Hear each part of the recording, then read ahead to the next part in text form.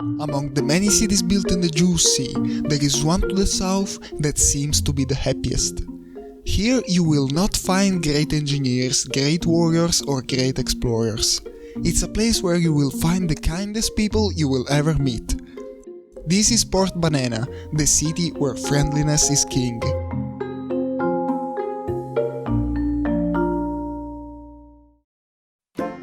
This city was built in the warm regions of the world of Piratecraft, a war and adventure server that has over 7 years of history.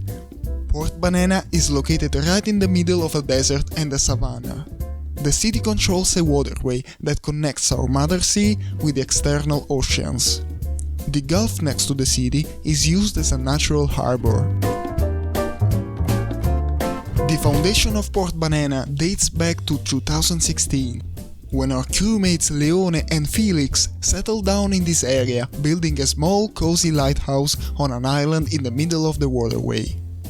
Many other new members of the Juice Pirates reached Banana, and the hospitality that the residents reserved for the new citizens soon became the main feature of this city. Everything was made available to everyone. Chests were shared and the automated vegetable farms could be used by anyone who lived there. There was even a collective bunker, which was used mostly during the war against the Defenders, a group of raiders from the far north who loved to plunder newer crews. Their crew had this unusual name because they were defending the ruins of a fallen nation.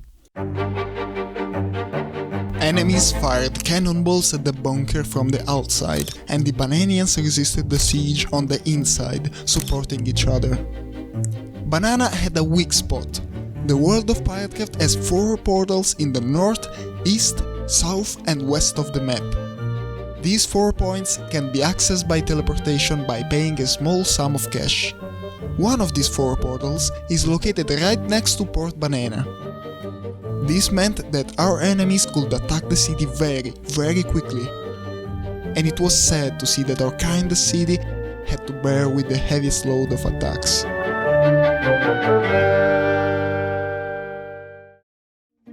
These frequent attacks alarmed the citizens and forced them to take drastic measures.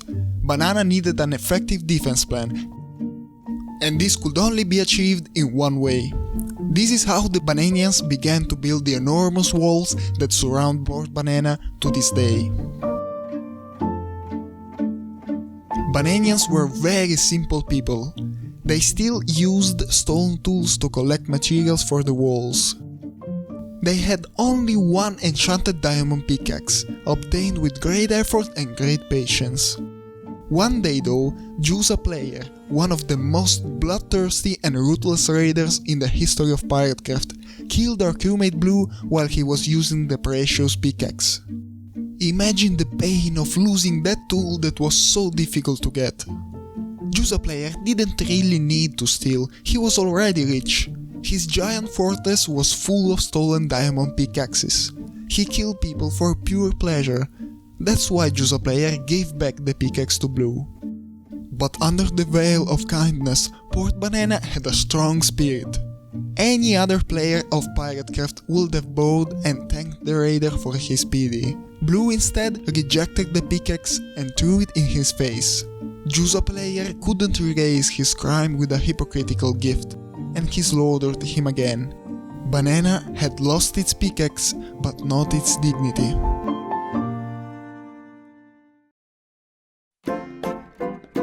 The completion of the walls was a moment of great happiness, celebrated in the new yellow tavern of the city. The iconic yellow banana houses were built inside the walls. Yellow was the symbolic color of the city, and the inhabitants loved to walk the streets with yellow shirts, the traditional dress of Port Banana.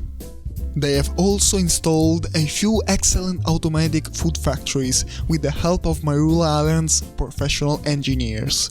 The people of Port Banana could finally live in a safe, decent, autonomous place, a place they could call home. This city, once vibrant and happy, is now completely abandoned. The Bananians dreamed of building a real port that was worthy of the city's name, Port Banana. They dreamed of a redstone ceiling that opened and closed over the city to protect it from the elytras. They dreamed of a drawbridge at the entrance and a beautiful forest around the city. But its inhabitants have unfortunately disappeared. The Juice Pirates have fallen. Who knows if there will ever be a new future for Port Banana.